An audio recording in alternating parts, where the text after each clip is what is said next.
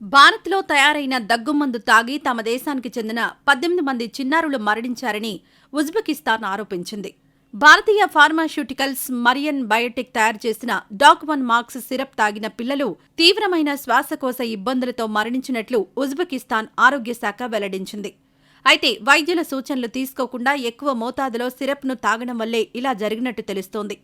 ఉత్తరప్రదేశ్లోని నోయిడాలో కార్యకలాపాలు నిర్వహిస్తున్న మరియన్ బయోటెక్ 2012లో ఉజ్బెకిస్తాన్లో రిజిస్టర్ చేయించుకుంది. ఉజ్బెకిస్తాన్ ప్రకటనపై భారత్ స్పందిస్తూ ఇది తమ దృష్టికి వచ్చిందని తెలిపింది. కానీ భారత ఆరోగ్య మంత్రిత్వ శాఖ అధికారులు దీనిపై వ్యాఖ్యానించేందుకు నిరాకరించారు. ఈ ఆరోపణలపై భారత్ విచారణ ప్రారంభించింది.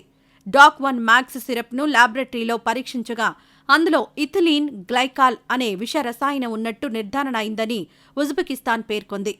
ఈ దగ్గుమందును వైద్యుల సూచనలు తీసుకోకుండానే పిల్లల తల్లిదండ్రులు ఔషధ దుకాణాల్లో కొని అధిక మోతాదులో వాడినట్టు తెలిపింది.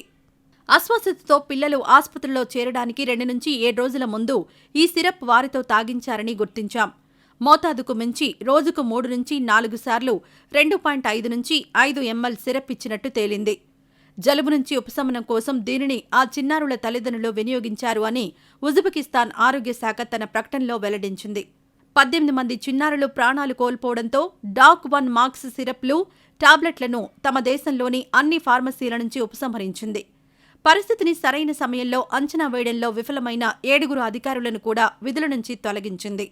ఇక ఈ ఆరోపణలపై central drugs standard control organisation, UP drugs నియంత్రణ విభాగం, లైసెన్సింగ్ అథారిటీలు సంయుక్తంగా విచారణ ప్రారంభించాయి. అటు మరియన్ బయోటెక్ కంపెనీ తన తయారీ యూనిట్ నుంచి దగ్గు సిరప్ నమూనాలను సేకరించి పరీక్షలకు పంపామని, నివేదికల కోసం వేచి ఉన్నామని తెలిపింది. భారత్లో తయారైన దగ్గుమందు వాడి పిల్లలు చనిపోవడం ఈ ఏడాదిలో ఇది రెండోది. పశ్చిమాఫ్రికా దేశం గాంబియాలో మైడెన్ ఫార్మా తయారు చేసిన దగ్గుమందు తాగి 70 మంది చిన్నారులు ప్రాణాలు కోల్పోయిన విషయం తెలిసిందే.